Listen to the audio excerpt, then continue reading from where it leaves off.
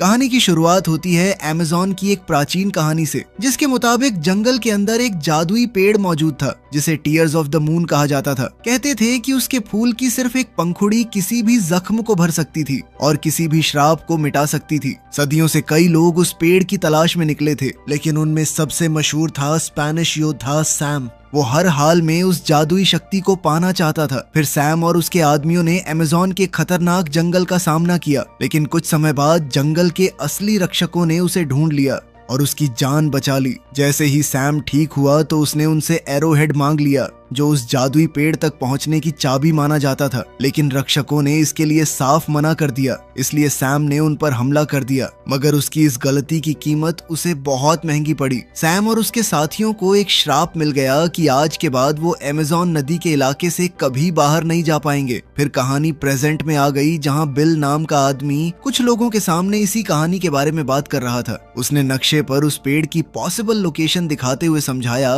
कि अगर उन्हें एरोहेड मिल जाए तो वो एक खोज अभियान शुरू करके टीयर्स ऑफ द मून को ढूंढ सकते थे। लेकिन असल में ये पूरा भाषण उसकी बहन लिली ने लिखा था और वो ऊपर छुपकर खड़ी हर लाइन उसके साथ बोल रही थी। कुछ देर बाद लिली को समझ आ गया कि उसका भाई सोसाइटी को एरोहेड देने के लिए राजी नहीं करा पाएगा, इसलिए उसने खुद ही मामला संभालने का फैसला कर लिया। जब बिल सबका ध्यान भटकाने लगा तब लिली चुपके से सोसाइटी के कॉरिडोर्स में घुस गई। उसके हाथ में एक नक्शा था जो उसे आर्टिफैक्ट्स के कमरे तक ले जाने वाला था, मगर रास्ते में उसकी टक्कर प्रिंस पार्क से हो गई। पार्क को लगा कि वो बस किसी असिस्टेंट का कमरा ढूंढ रही थी, इसलिए उसने बिना शक किए उसे जाने दिया। अब लिली सीधे आर्टिफैक्ट्स कमरे में घुस गई। फिर उसने अपने कपड़े बदल कर लड़कों वाले कपड़े पहन लिए ताकि किसी का ध्यान उस पर न जाए। कुछ देर बाद उसे वो क्रेट मिल गया जिसमें एरोहेड रखा हुआ था। जैसे ही उसने क्रेट खोला तो उसने तुरंत एरोहेड चुरा लिया। लेकिन उसी वक्त अचानक एक सोसाइटी मेंबर प्रिंस पार्क को भी उस कमरे में ले आया।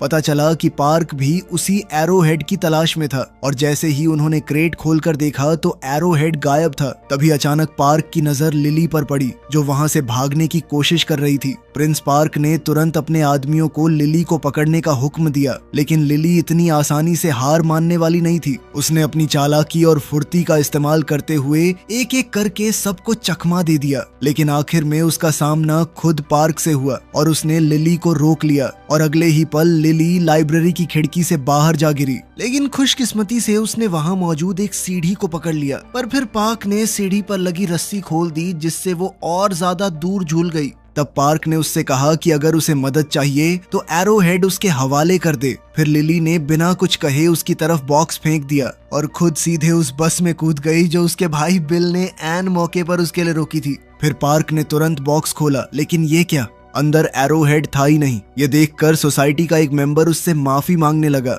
लेकिन जैसे ही पार्क को पता चला कि लिली कौन थी, उसने गुस्से में आकर सबको मार डाला। फिर कुछ समय बाद हम देखते हैं कि लिली और बिल अमेज़न जाने की तैयारी कर रहे थे। उनका मकसद उस जादुई पेड़ यानी टीयर्स ऑफ द मून को ढूंढना था। उन्हें पूरा यकीन था कि उस जादुई पेड़ की मदद से दुनिया की कई जानलेवा बीमारियों का इलाज मिल सकता था। उन्होंने अपना पूरा रूट प्लान कर लिया था। अब सिर्फ एक चीज की कमी थी, उन्हें एक ऐसे बोट के कैप्टन की जरूरत थी जो उन्हें अमेज़न नदी के अंदर तक ले जा सके। इसके बाद हम अमेज़न जंगल को देखते हैं, जहां एक पुरानी और काफी खतरनाक दिखने वाली बोट पर कुछ इंग्लिश टूरिस्ट्स क्रूज का मजा ले रहे थे। इस बोट का कैप्टन यानी स्किपर था फ्रैंक, एक ऐसा आदमी जो लोगों को बेवकूफ बनाकर पैसे कमाने में माहिर था। उसने अपने पूरे क्रूज बिजनेस को एक ही आइडिया पर खड़ा किया था कि अमेज़न की हर चीज इंसान को मार सकती थी। इसी डर का फायदा उठाकर वो टूरिस्ट से ज्यादा पैसे वसूल करता था। वो तरह तरह के नाटक और ट्रिक्स करता ताकि सबको लगे कि वो किसी जानलेवा एडवेंचर का हिस्सा बने हुए थे। यहाँ तक कि उसने एक लोकल ट्राइब को भी पैसे दे रखे थे ताकि वो उसके झूठ में साथ दे। दूसरी तरफ लिली और बिल भी अमेज़न के किनारे बसी एक छोटी सी बस्ती में पहुंच गए थे, जहां फ्रैंक अपना पूरा काम चला रहा था। लेकिन उन्हें पता नहीं था कि प्रिंस पार्क के आदमी भी उनका पीछा कर रहे थे। खैर, लिली अपने मिशन को लेकर बेहद उत्साहित थी और जैसे ही वो पहुंची तो तुरंत स्किपर की तलाश में निकल पड़ी। उसकी नजर रॉय नाम के आदमी पर थी, जो डॉक पर मौजूद ज्यादातर बोट्स का मालिक लग रहा था। उधर हम देखते हैं कि रॉय सीधे फ्रैंक के पास गया, जो अभी अभी अपनी बोट लेकर वापस आया था। रॉय ने उससे अपना उधार चुकाने को कहा, लेकिन फ्रैंक के पास पूरे पैसे नहीं थे, इसलिए रॉय ने उसकी बोट का इंजन निकाल लिया और लॉक करके रख दिया। उसने साफ कह दिया कि इंजन तभी वापस मिलेगा जब पूरा कर्जा चुकाया जाएगा। फिर कुछ देर बाद लिली और बिल अलग अलग होकर रॉय को ढूंढने लगे और इसी दौरान लिली रॉय के ऑफिस के सामने पहुंच गई, जहां उसकी मुलाकात रॉय की जगह फ्रैंक से हो गई। असल में फ्रैंक रॉय के ऑफिस में चोरी छुपे घुसा हुआ था। उसका मकसद सिर्फ एक था, अपनी बोट का इंजन वापस लेने के लिए चाबी चुराना। लेकिन जब लिली वहां पहुंची तो उसने तुरंत खुद को रॉय बता दिया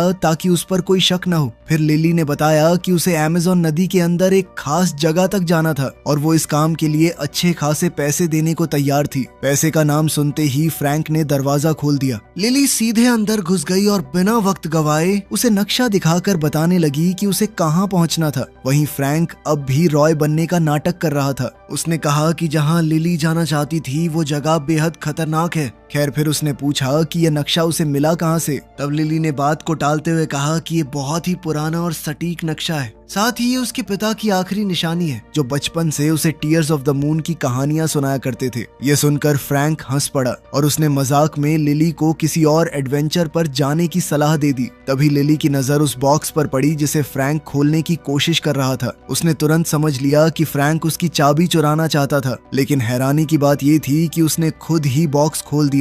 बस यही बात फ्रैंक को पसंद आ गई और उसने ये काम लेने का फैसला कर लिया। फिर वो लिली को डील फाइनल करने के लिए एक रेस्टोरेंट में ले गया। वो दोनों सफर की कीमत पर बहस कर ही रहे थे कि तभी बिल असली रॉय को लेकर वहां आ पहुंचा। लिली को तुरंत समझ आ गया कि फ्रैंक ने उसे बेवकूफ बनाया था। वो उससे अलविदा कहकर जाने लगी, लेकिन जाते जाते फ्रैंक की नजर उस एरोहेड पर पड़ी जो लिली ने अपने गले में पहना हुआ था। एरोहेड देखते ही उसकी दिलचस्पी और बढ़ गई। अब वो हर हाल में लिली का गाइड बनना चाहता था, इसलिए वो लगातार अपनी फीस कम करता गया और कहता रहा कि उससे बेहतर कोई भी उसे उस जगह तक नहीं ले जा सकता। लेकिन उसी वक्त रेस्टोरेंट में अचानक एक जैगवार घुस आया। उसे देखते ही रॉय डर कर छुप गया, जबकि फ्रैंक लिली और बिल के सामने खड़ा हो गया। कुछ देर तक उसकी जैगवार के साथ बढ़िया लड़ाई चली और फिर उसने मीट का एक टुकड़ा बाहर फेंक कर जैगवार को भगा दिया। जैगवार से निपटने का फ्रैंक का अंदाज देखकर लिली का भरोसा उस पर जम गया और उसने उसी वक्त उसे अपने गाइड के तौर पर रख लिया। फिर कुछ समय बाद फ्रैंक डॉक पर उन दोनों को लेने पहुंच गया, लेकिन मुसीबतें अभी खत्म नहीं हुई थीं। असल में प्रिंस पार्क के लिए काम करने वाले कुछ लोकल लोगों ने लिली को अगवा कर लिया। उधर फ्रैंक और बिल रॉय के आदमियों से बचने के लिए बोट लेकर निकल पड़े। खुशकिस्मती से लिली ने भी ज्यादा देर नहीं लगाई। उसने डॉक के आसपास जबरदस्त दौड़ भाग और चालाकी दिखाते हुए अपने किडनैपर्स से छुटकारा पा लिया और आखिरकार फ्रैंक और बिल ने उसे बोट पर चढ़ा लिया। फिर जैसे ही तीनों वहां से दूर निकलने लगे तो पार्क को खबर मिल गई कि लिली उसके हाथ से निकल चुकी थी। ये सुनते ही उसने अपने आदमियों को सबमरीन ऊपर लाने का हुक्म दिया। वो किसी भी कीमत पर टीयर्स ऑफ द मून तक पहुंचना चाहता था, क्योंकि उसका मानना था कि उसकी शक्ति जर्मनी को वर्ल्ड वॉर 1 जीतने में मदद कर सकती थी। अब सबसे पहले पार्क ने उनकी बोट पर गोलियां चलानी शुरू कर दी, लेकिन जब उससे कोई फायदा नहीं हुआ तो उसने सीधे उन पर टॉर्पीडो दाग दिया। ऐसा लग रहा था कि अब तो सैम और उसके साथियों का बचना नामुमकिन है, लेकिन आखिरी पल पर फ्रैंक ने अपनी बोट को इतनी चालाकी से मोड़ दिया कि टॉर्पीडो उन्हें छू भी नहीं पाया। लेकिन इसी दौरान अचानक सबमरीन का प्रोपेलर एक मोटी रस्सी में उलझ गया और अगले ही पल पूरी सबमरीन डॉक की तरफ घिसटती चली गई। इसका टकराव इतना जबरदस्त था कि रॉय की लगभग सारी बोट्स तबाह हो गईं। अब फ्रैंक, लिली और बिल आखिरकार टीयर्स ऑफ द मून की तलाश में निकल चुके थे। सफर के दौरान बिल तपती गर्मी से काफी परेशान रहता था, लेकिन लिली अमेज़न के हर पल का मजा ले रही थी। नदी के आसपास नजर आने वाला हर अजीब जानवर उसे उत्साहित कर देता। वो अपने कैमरा से लगातार वीडियोस बनाती रहती थी, यहाँ तक कि फ्रैंक भी उसकी रिकॉर्डिंग का हिस्सा बन गया। फ्रैंक को कैमरा काफी दिलचस्प लगा, इसलिए उसने भी उसे चलाकर देखना शुरू कर दिया और इसी बीच दोनों के दरमियान एक हल्की सी केमिस्ट्री भी नजर आने लगी। लेकिन अचानक लिली के दिमाग में एक आइडिया आया। उसने फ्रैंक से कहा कि वो बोट को एक नए रूट पर ले जाए। ये रास्ता ज्यादा खतरनाक था, लेकिन सफर को काफी छोटा कर सकता था। फ्रैंक को ये आइडिया बिल्कुल पसंद नहीं आया। उसने लिली को काफी समझाने की कोशिश की, लेकिन जब वो नहीं मानी तो उसने मजबूरी में उसकी बात मान ली। फिर रात होते ही फ्रैंक ने बोट को किनारे लगा दिया ताकि इंजन कुछ देर आराम कर सके। इधर बिल सोने चला गया, जबकि फ्रैंक और लिली डेक पर बैठकर बातें करने लगे। धीरे धीरे दोनों एक दूसरे को बेहतर समझने लगे। लेकिन तभी बिल के साथ एक अजीब हादसा हो गया। उसका सामना जैगवार सैली से हो गया, जो सीधे डेक तक पहुंच गई। बिल डर के मारे जमसा गया, लेकिन फ्रैंक ने आराम से सैली को आवाज लगाई और अगले ही पल वो बिल का चेहरा चाटने लगी। तब लिली को पता चला कि सैली असल में फ्रैंक की ही पेट जैगवार थी। ये जानकर वो काफी नाराज हो गई। उसे लगा फ्रैंक ने उसे बेवकूफ बनाया था और जो थोड़ा बहुत भरोसा उसने फ्रैंक पर किया था वो भी टूट गया।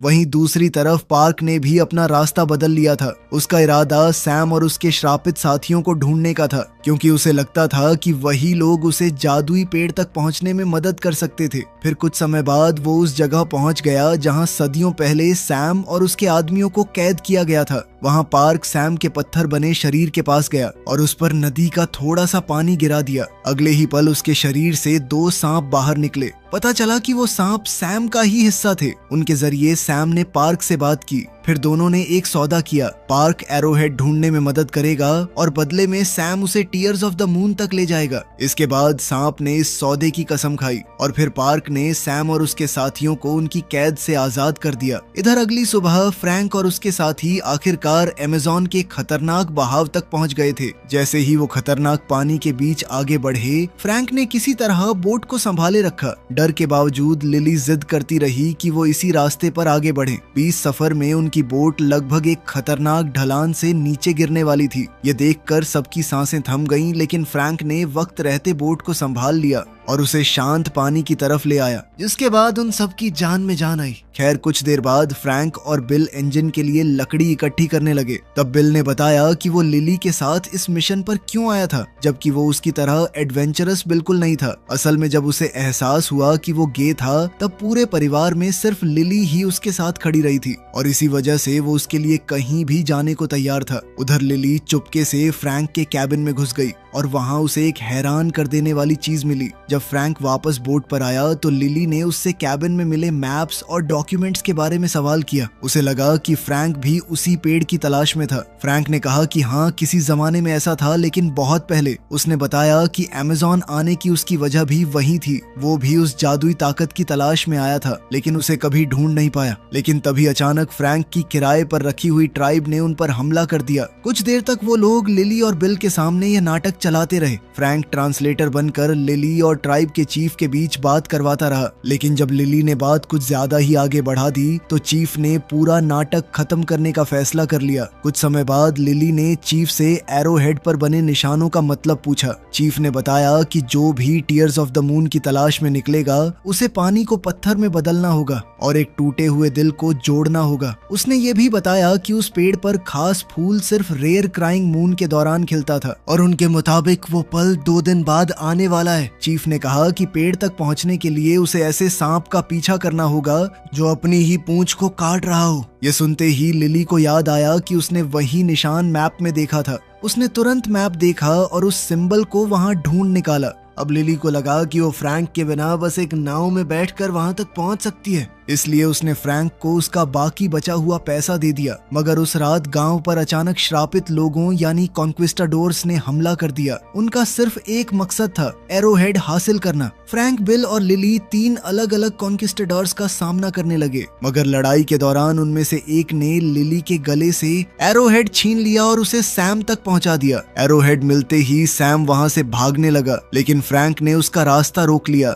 और दोनों के बीच उस आर्टिफैक्ट को लेकर जबरदस्त लड़ाई शुरू हो गई। मगर इसी बीच सैम ने फ्रैंक को चाकू मार दिया, लेकिन पेड़ों के बीच से नीचे गिरने से पहले फ्रैंक ने एरोहेड वापस छीन लिया और उसे लिली की तरफ उछाल दिया। उधर चीफ ने लिली और बिल की जान बचा ली और दोनों को सुरक्षित नीचे ले आई। फिर उसने लिली से कहा कि वो नदी की नजर से दूर भाग जाए, क्योंकि कॉन्क्विस्टाडोर्स नदी के पार नहीं जा सकते थे। लिली भागने लगी, लेकिन सैम के सांप उस तक पहुंच गए और उसे जकड़ लिया। सैम कुछ कर पाता उससे पहले ही जंगल ने उसे और उसके साथियों को घसीटकर वापस नदी की तरफ खींच लिया। जब कॉन्क्विस्टाडोर्स ने खुद को संभाला, तब उन्हें समझ आ गया कि लिली तक पहुंचने के लिए अब उन्हें पार्क की मदद चाहिए थी। तब सैम के एक साथी ने अपनी मधुमक्खियां पार्क के पास भेज दी ताकि उसे उनकी हालत की खबर मिल सके।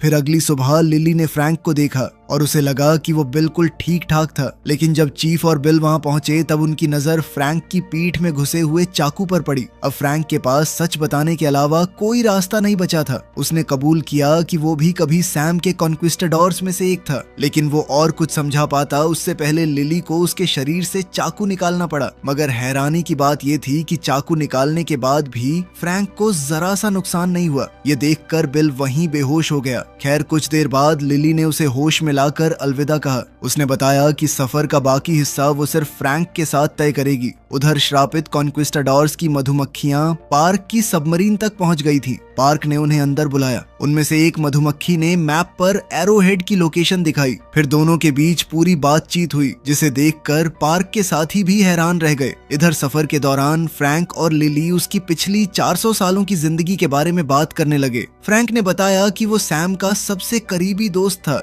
इसी वजह से वो उसके साथ टीयर्स ऑफ द मून की तलाश में अमेज़न आया था, क्योंकि सैम अपनी बेटी को मौत के मुंह से बचाना चाहता था। फ्रैंक सैम के लिए नक्शे बनाता था और नदी का वो मैप जो लिली इस्तेमाल कर रही थी वो भी फ्रैंक ने ही बनाया था। फ्रैंक ने सैम के साथ जंगल की गहराइयों तक सफर किया था ताकि टीयर्स ऑफ द मून का जादुई फूल ढूंढ सके। लेकिन जब उसने देखा कि जिस ट्राइब ने उनकी जान बचाई थी सैम उनके साथ क्या करने को तैयार था, तब उसे समझ आ गया कि वो इसका हिस्सा नहीं बन सकता। फ्रैंक ने सैम को चीफ की बेटी की जान लेने से रोक दिया। इसी दौरान वो लड़की एरोहेड लेकर भाग निकली और अपनी आखिरी सांस लेते हुए चीफ ने सैम और उसके साथियों को श्राप दे दिया। इस तरह साल बीतने लगे और फ्रैंक और सैम बार बार एक दूसरे से टकराते रहे। आखिरकार फ्रैंक ने सैम और उसके आदमियों को एक गुफा में कैद कर दिया, जहां से जंगल उन्हें वापस नदी तक नहीं ले जा सकता था। अगले 300 सालों तक जंगल ने उनके शरीरों को तोड़ मरोड़ दिया और धीरे धीरे उन्हें डरावने राक्षसों में बदल दिया। लिली ये सब ध्यान से सुनती रही। फिर उसने फ्रैंक से पूछा कि उसने पिछले 300 साल कैसे गुजारे। फ्रैंक ने बताया कि उसने वही शहर बसाया था जहां लिली उसे मिली थी। इन सालों में उसने कई दोस्त बनाए और उन्हें खोया भी। बाद में उसने टीयर्स ऑफ द मून की तलाश शुरू की।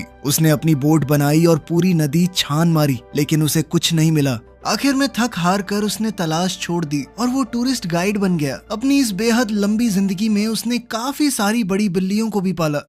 उधर प्रिंस पार्क अपनी सबमरीन में बिल तक पहुंच गया। उसने बिल को पकड़ लिया और उसे मजबूर किया कि वो टीयर्स ऑफ द मून की लोकेशन बता दे। मजबूरी में बिल ने मैप पर जगह दिखा दी। इसके तुरंत बाद पार्क ने कॉन्क्विस्टाडोर्स की मधुमक्खियों को मार डाला ताकि वो ये जानकारी सैम तक न पहुंचा सके। इधर फ्रैंक और लिली भी उसी जगह की तरफ बढ़ रहे थे। सफर के दौरान फ्रैंक ने लिली को बताया कि जब उसे टीयर्स ऑफ द मून का फूल मिल जाएगा तब वो क्या करेगा। उसने कहा कि उसके पास 2 रास्ते होंगे और वो वही रास्ता चुनेगा जो आखिरकार उसे सुकून दे सके। अगले दिन वो नदी के एक ऐसे हिस्से तक पहुंच गए जहां आगे बढ़ने का कोई रास्ता नजर नहीं आ रहा था। लिली को लगा कि शायद वही वो जगह थी जिसका जिक्र एरोहेड में था, जहां पानी पत्थर में बदल जाता था। तब फ्रैंक नदी में छलांग लगाकर नीचे गया। वहां उसे एक प्राचीन चेंबर मिला जहां एक लीवर लगा हुआ था, लेकिन वापस आकर उसने लिली को बताया कि उसे ही अंदर जाकर लीवर खोलना पड़ेगा, क्योंकि वो खुद उस जगह में फिट नहीं हो सकता था। ये सुनते ही लिली घबरा गई, क्योंकि उसे तैरना नहीं आता था। लेकिन आखिरकार फ्रैंक ने उसे मना लिया कि उनके पास और कोई रास्ता नहीं था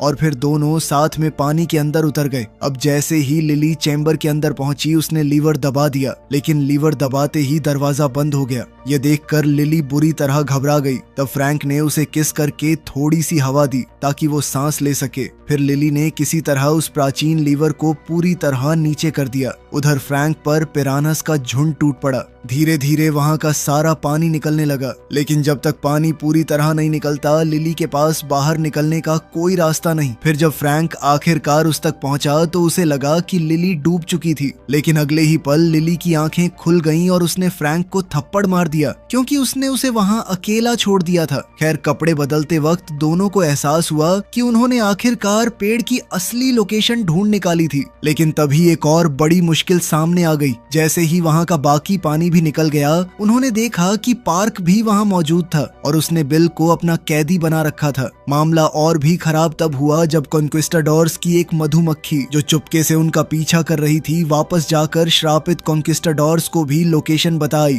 तभी पार्क ने लिली से एरोहेड छीन लिया। फिर उसने फ्रैंक को मजबूर किया कि वो अपनी स्टीम बोट से सबको उस गुफा के अंदर ले चले जहां वो जादुई पेड़ मौजूद था। मगर जब वो पेड़ तक पहुंचे तो वो सदियों से मरा हुआ लग रहा था। तब पार्क ने लिली से कहा कि वो पेड़ पर फूल खिलाए, क्योंकि ये करना कैसे है ये बहुत कम लोग जानते थे। लेकिन लिली ने मना कर दिया। फिर फ्रैंक ने कहा कि वो ये काम करेगा, लेकिन बदले में उसे फूल की एक पंखुड़ी चाहिए होगी। अब पार्क इस बात पर मान गया, लेकिन उसने बिल को अपने पास ही बंधक बनाए रखा। फिर फ्रैंक ने पार्क से एरोहेड लिया और आगे बढ़ने का रास्ता ढूंढने लगा। जब वो तुरंत कामयाब नहीं हुआ तो पार्क ने लिली को भी उसकी मदद करने पर मजबूर कर दिया। फिर दोनों ने मिलकर पहेली सुलझानी शुरू की और तब उन्हें पता चला कि एरोहेड असल में एरोहेड था ही नहीं, दरअसल वो एक दिल था। निशानों के मुताबिक उन्होंने उसे तोड़ दिया और उसके अंदर से एक जादुई टुकड़ा निकाला। फिर उस टुकड़े को पत्थर के एक हिस्से पर रखा गया और जुड़े हुए दिल को दूसरी तरफ। जैसे ही यह हुआ, पेड़ की जादुई ताकत सामने आने लगी। चांदनी की रोशनी में वो पेड़ धीरे धीरे खिलने लगा और कुछ ही पलों में वो पूरी तरह फूलों से भर गया। लेकिन पेड़ के खिलते ही लिली ने फ्रैंक को गोली मार दी। गोली लगते ही फ्रैंक गुफा की गहराई में जा गिरा। उधर पार्क ने तुरंत अपने आदमियों को हुक्म दिया कि क्राइंग मून के खत्म होने से पहले सारी पंखुड़ियां तोड़ ली जाए। इसी बीच फ्रैंक ने पार्क के आदमियों से बिल को बचा लिया। फिर सैली की मदद से दोनों ने मिलकर स्टीम बोट पर दोबारा कब्जा कर लिया। फिर लिली पेड़ पर चढ़ गई ताकि एक पंखुड़ी हासिल कर सके, लेकिन क्राइंग मून के खत्म होने से पहले उसे तोड़ने के लिए उसे बहुत तेजी से दौड़ना पड़ा। आखिरकार उसने टीयर ऑफ द मून की एक पंखुड़ी तोड़ ली, लेकिन उस पल वो पेड़ से नीचे गिर गई और वहाँ प्रिंस पार्क पहले से मौजूद था। उसने एक बार फिर लिली को धमकाया और कहा कि पंखुड़ी मेरे हवाले कर दो, वरना तुम्हें और तुम्हारे भाई को कोई नहीं बचा पाएगा। तभी अचानक पूरा पेड़ टूटने लगा। अपनी जान बचाने के लिए लिली ने पंखुड़ी छोड़ दी और पार्क को पकड़ लिया। वहीं दूसरी तरफ फ्रैंक ने गिरती हुई पंखुड़ी को पकड़ लिया। लेकिन कहानी अभी खत्म नहीं हुई थी। तभी श्रापित कॉन्क्विस्टाडोर्स भी पेड़ तक पहुंच गए और उन्होंने पार्क को मार डाला। उसके बाद वो लिली के पीछे पड़ गए, लेकिन फ्रैंक ने पंखुड़ी दिखाकर उनका ध्यान अपनी तरफ खींच लिया और उन्हें अपने पीछे आने पर मजबूर कर दिया। फ्रैंक ने बिल को सुरक्षित जगह पर छोड़ दिया और सैली को उसके साथ रुकने का हुक्म दिया ताकि वो बिल और लिली दोनों की हिफाजत कर सके। फिर लिली पेड़ से नीचे अपने भाई के पास आ गई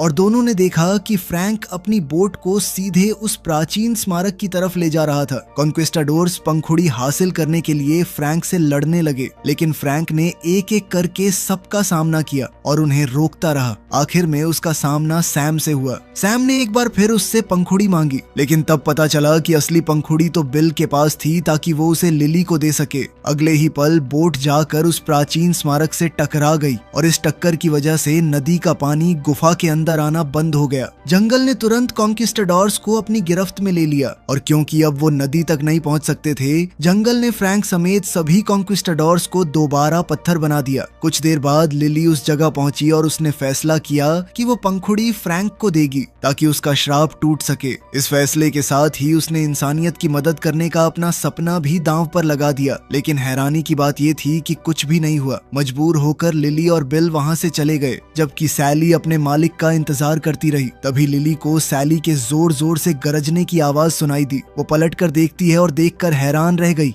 फ्रैंक जिंदा हो चुका था। लिली दौड़कर सीधे उसकी बाहों में जा पहुंची और तब उन्होंने देखा कि जादुई पेड़ ने उनके लिए एक और पंखुड़ी छोड़ दी थी। फिर कुछ समय बाद सब लोग वापस शहर लौट आए। अब फ्रैंक ने रॉय को अलविदा कहा और अमेज़न के उन जंगलों से लंदन की ओर निकल पड़ा। आखिरी सीन में हम लंदन की सड़कों पर अपने हीरो हीरोइन को देखते हैं। दोनों एकदम खुश हैं और अपने पालतू बिल्ले के तौर पे जैगुआर रखा हुआ है। वीडियो पसंद आई तो लाइक कर देना, चैनल को सब्सक्राइब कर लेना। मिलते हैं अगली वीडियो में।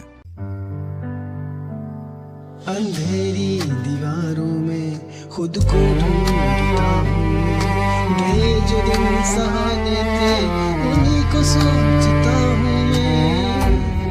तुम्हारे बिन ये मौसम भी बड़ा बेसर्द लगता है।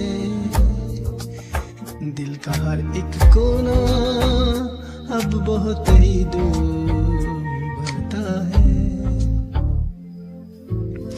अंधेरी दीवारों में खुद को ढूंढता सोचता हूँ मैं, ये जो दिन सुहाने थे उन्हीं को सोचता हूँ मैं।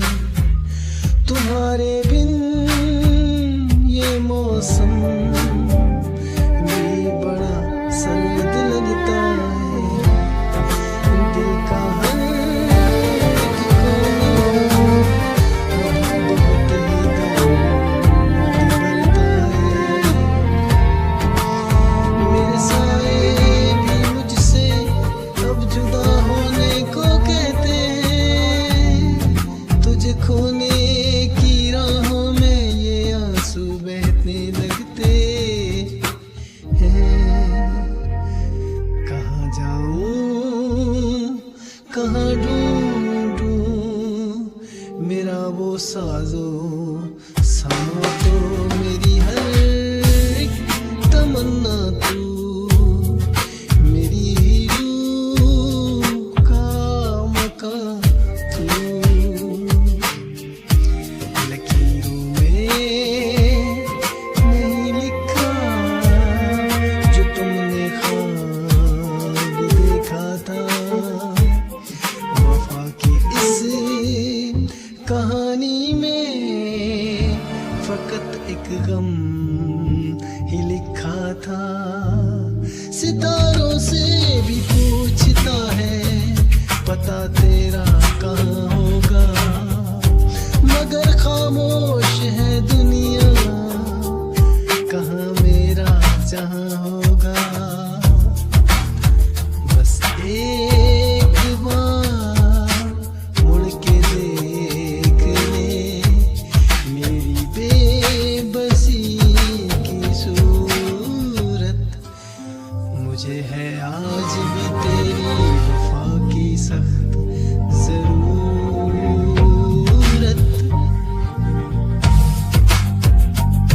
साए मेरे तन्हा सफर बस रह गया दर्द का असर, साए मेरे तन्हा सफर बस रह गया दर्द का असर, दर्द का असर।